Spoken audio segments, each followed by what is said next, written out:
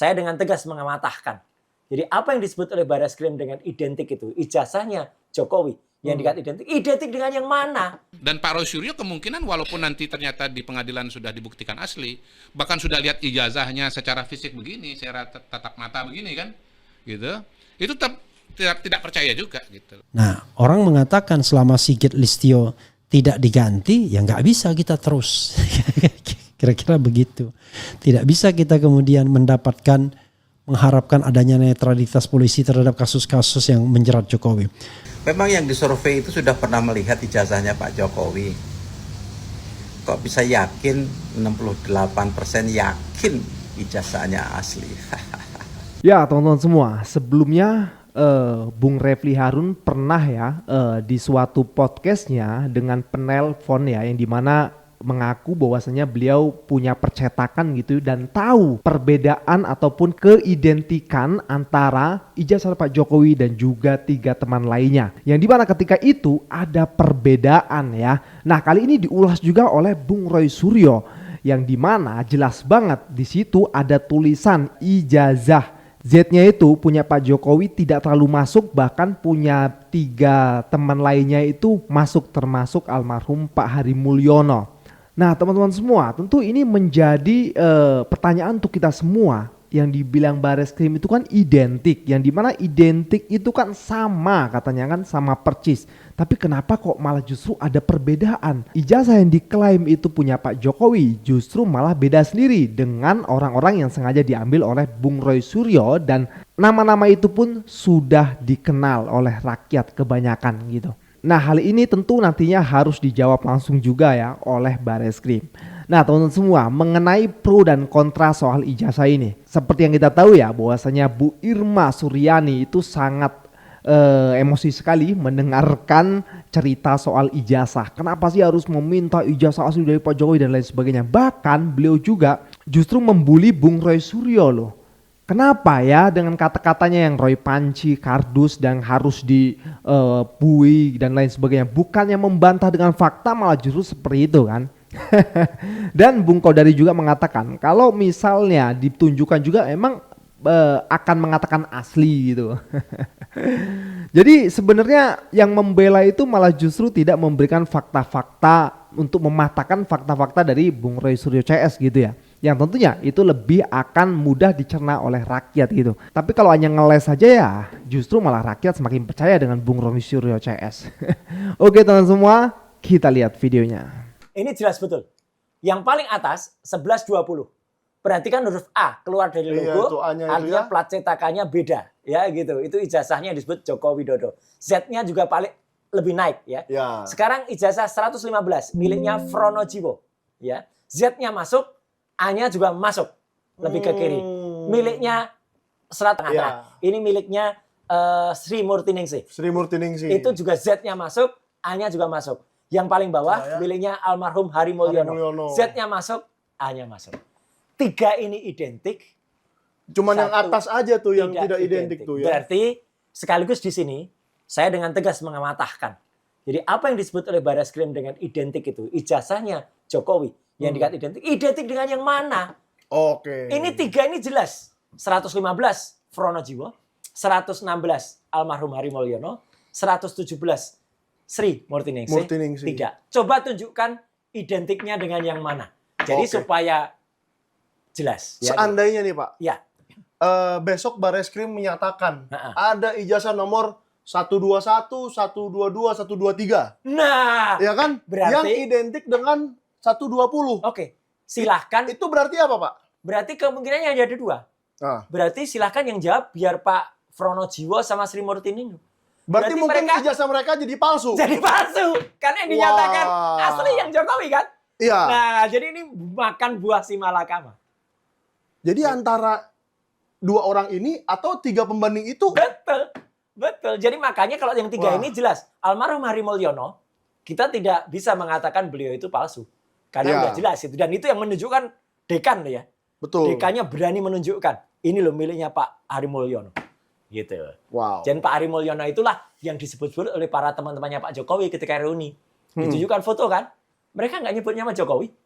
Ya mereka, itu Mas Hari, Mas Hari. Iya, Iya. Jadi bukan Jokowi. Mas Mul katanya. Jadi clear banget ya. Sekarang saya yang namanya saintis Mas, saya Ya. Dr. Rismon, Dr. Tifa, itu tidak menutup terhadap kemungkinan. Boleh kami di-challenge. Ya. Namanya hasil ilmu pengetahuan itu boleh diuji. Ya. Dan kami pun siap. Kandai kata ada beberapa teman-teman yang katanya angkatan 80 ngasih ijazahnya. Oke, kita periksa semua. Ya. Ya, gitu. Kalau perlu 80-80-nya. Iya, 80-80-nya kita periksa bersama-sama. Nanti Dr. Rismon akan buat programnya. Ya, Wah. supaya keidentifikasinya itu berapa persen. Ini kayaknya serius banget nih Dokter. Iya, dari tadi mencari identiknya nih. Udah seneng banget ini mau dapat novum ini. Gitu. Aduh. Jadi secara simpel kita tunjukkan dalam wayang tadi Ya. yang namanya identik itu kayak apa, kita tunjukkan dalam detail ini yang identik itu seperti apa. Jelas kan? Walaupun saya yakin juga, kalaupun misalnya nanti pengadilan kita ya, bukan Bareskrim ya, kan Bareskrim kan mengatakan identik. Identiknya Bareskrim itu sama dengan asli gitu. Iya, Kan uji lapor ya. sejauh ini kan- Uji lapor ijazah yang dilakukan Sejauh ini kan dibantah kan, itu kan identik. Beda dengan otentik gitu kalau kata Pak Roy Suryo. Lah ini kan perbedaan terminologi aja. Kalau Pak Roy Suryo menggunakan istilah otentik, kalau Bareskrim menggunakan istilah identik. Identik itu ya otentik sebetulnya kalau Asli versi lah ya. asli gitu. Awamnya taunya asli gitu. Ya kalau saya udah tanya juga, bagaimana nih? Ya menurut saya harus diteruskan aja ke pengadilan biar nanti proses hukum yang berbicara gitu. Tapi saya yakin juga bahwa kalaupun misalnya nanti pengadilan menyatakan atau membuktikan bahwa Pak Jokowi itu ijazahnya asli, menurut saya akan tetap ada orang-orang yang tetap menolak, dan Pak Roy Suryo kemungkinan walaupun nanti ternyata di pengadilan sudah dibuktikan asli, bahkan sudah lihat ijazahnya secara fisik begini, secara tatap mata begini kan, gitu, itu tetap tidak percaya juga gitu loh. Ya lagian begini, ijazahnya nggak diperlihatkan, bro, sis, ya. Emang ente kalau lihat pinjam nih, dikasih depan mata Anda ijazah begini, lalu Anda bisa bilang bahwa ini benar-benar asli dan palsu, emang Anda bisa bedakan pakai mata telanjang loh ya. Kan ini apa susahnya? Ijazahnya dikasih lihat kan begitu kan? Ya pertanyaannya, kalau Anda udah lihat langsung, apa dijamin bahwa Anda bisa mengatakan itu asli nggak Pak? Atau nggak asli? Nggak bisa. Kok menurut gue Bang Kodar ini kejauhan ya? Kenapa kok malah berkata seperti itu gitu loh? Memang yakin akan percaya? Ya tidak. Loh, kan selama ini udah sering dikatakan oleh Bung Roy Suryo CS, mana ijazahnya, perlihatkan, nah nanti kami uji gitu. Dari dua belah pihak saling menguji dan meneliti. Kan nanti kelihatan tuh. Nah selama ini kan selalu ditanyakan, mana nih Bung Roy Suryo, mana meneliti kok yang ada di medsos dan lain sebagainya punya Dian Sandi itu ya teman-teman semua. Lah orang yang asli nggak dikeluarin, dan juga Dian Sandi sendiri mengatakan bahwasanya yang beliau upload itu ya asli punya Pak Jokowi kan. Gimana coba kalau udah kayak gini guys. Kita lanjut lagi. Baru-baru ini saya membaca pernyataan dari Ibu Irma Suryani Chaniago, anggota DPR RI dan politisi. Beliau menyebut kami, saya, Pak Roy Suryo, Pak Rismon Sianipar, dan rekan-rekan lainnya sebagai manusia kadus, pengacau, serta meminta kami agar ditangkap dan ditahan karena mempertanyakan keaslian ijazah Pak Joko Widodo. Bahkan beliau menuduh Pak Roy Suryo sebagai pakar telematika palsu dan menyamakan kami dengan pelaku kekacauan nasional. Ini lucu sekaligus memprihatinkan. Kenapa? Karena ini bukan tentang Roy Suryo, bukan tentang saya, bukan tentang personal. Ini tentang mengapa satu pertanyaan akademik harus dijawab dengan ancaman hukum. Jika ijazah Pak Joko Widodo itu benar dan sah, jawab saja.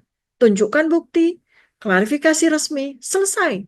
Tapi jika malah menyerang pribadi, mengadu kepada polisi, bahkan menyebar fitnah dan ancaman, justru itu memperkuat kecurigaan publik. Saya tidak takut, karena saya tahu publik bisa membedakan siapa yang menjawab substansi dan siapa yang hanya bisa menyerang karakter. Jadi kepada Ibu Irma Chaniago dan kepada semua yang menyerang kami, saya ucapkan terima kasih. Justru karena serangan Anda, rakyat jadi makin penasaran. Justru karena Anda marah, rakyat tahu ada yang sedang disembunyikan. Saya ingin bertanya, apakah rakyat yang mempertanyakan keaslian dokumen publik adalah tindakan kriminal? Apakah meminta transparansi dari pejabat publik adalah bentuk pengkhianatan terhadap negara? Kami tidak menyebar fitnah. kami mengajukan pertanyaan yang seharusnya dijawab dengan sesederhana menunjukkan ijazah asli, bukan justru dengan ancaman dan intimidasi. Soal Listio Sigit itu, ya mutlak yang namanya kesetiaan. Kalau kesetiaannya ganda, ya kacau, gawat. Dalam kasus ijazah palsu makin terlihat bahwa polisi bekerja untuk kepentingan Jokowi kelihatannya. Nah, orang mengatakan selama Sigit Listio tidak diganti, ya nggak bisa kita terus. Kira-kira begitu. Tidak bisa kita kemudian mengharapkan adanya netralitas polisi terhadap kasus-kasus yang menjerat Jokowi. But the question is, apakah Prabowo juga bisa diharapkan? Itu kan masalahnya. Sampai terus terang, I have no final answer terhadap Prabowo. Apakah dia bisa diharapkan atau tidak sih sesungguhnya sebagai pemimpin yang bisa menegakkan hukum selurus-lurusnya, memberantas korupsi dan lain sebagainya. Saya tidak a priori, tetapi saya belum mendapatkan jawaban. He is a sophisticated president atau sama sekali sebenarnya dia orang yang kebetulan jadi presiden saja dan we don't hope ya with him. Nanti kita akan lihat ya ke depannya. Jadi Prabowo ini sekarang sudah mulai jaga jarak. Nah, itu sudah mulai berani, sudah mulai berpikir logis bahwa ini negara harus diselamatkan. Betul. Karena apa? Karena rakyat ini desakannya untuk mengadili Jokowi itu bukan makin turun. Jadi berbanding sama dengan buzzer yang membela Jokowi, nah rakyat yang pro kejujuran ini juga semakin tinggi gitu loh. Nah, Prabowo membaca itu dan dia mulai berpikir nggak bisa ini berlama-lama, nggak bisa ini matahari kembar ini nggak bisa ini, yang satu harus diredupkan. Setuju, saya kira itu setuju. Dan itu banyak sekali yang bisa kita baca dari apa yang Pak Prabowo lakukan. Misalnya kemarin itu kita sedang hingar-bingar hiruk-pikuk menyambut Presiden Emmanuel Macron. Seluruh pejabat, bahkan masyarakat di Magelang itu, di Borobudur, ramai banget pinggir jalan itu, luar biasa. Artinya ada kegembiraan yang diluapkan gitu. Pertanyaannya, kemana? Acara semegah itu, dan Mas Gibran tidak dilibatkan. Mbok Yao makan malam juga nggak apa-apa dong. Iya, yang ada dong. Tega banget Dinner ya. ada dong. Ya, tapi yang muncul anaknya si Didit malahnya. Si Didit yang bahkan melepas Macron sampai ke bandara, sampai dia ada di pesawat gitu. Luar biasa kan. Ini Wapres sama sekali nggak disentuh. Malah disuruh nggak tahu disuruh atau dia punya inisiatif sendiri datang ke IKN nanam pohon ulin. Saya kira nanam padi yang maju itu. Hasil survei 68% percaya bahwa ijazah Pak Jokowi asli. Menurut saya kecil. Rendah angkanya itu. Kenapa? Karena kan tingkat kepercayaan, tingkat kepuasan publik katanya hampir 100% di Pak Jokowi. Nah, apalagi ini yang saya duga bahwa survei ini kan pesanan Pak Jokowi dalam rangka membela terhadap tuduhan ijazah diduga palsu itu. Ya, tentu angka 68% ini patut diduga sudah di markup, itu aja masih kecil. Karena survei itu kan tergantung siapa yang membayar, kan gitu kata Pak Prabowo. Ya, terlepas dari hasil itu, sebetulnya survei ini untuk digunakan sebagai legalitas atau melegalisir keaslian ijazah itu blunder. Memang yang disurvei itu sudah pernah melihat ijazahnya Pak Jokowi. Kok bisa yakin 68% yakin ijazahnya asli? Belum lagi sebuah survei digunakan untuk membuktikan sebuah benda, itu kan nggak lazim. Gitu sih Pak. Rendah Pak, 68% itu. Harusnya 100% Pak.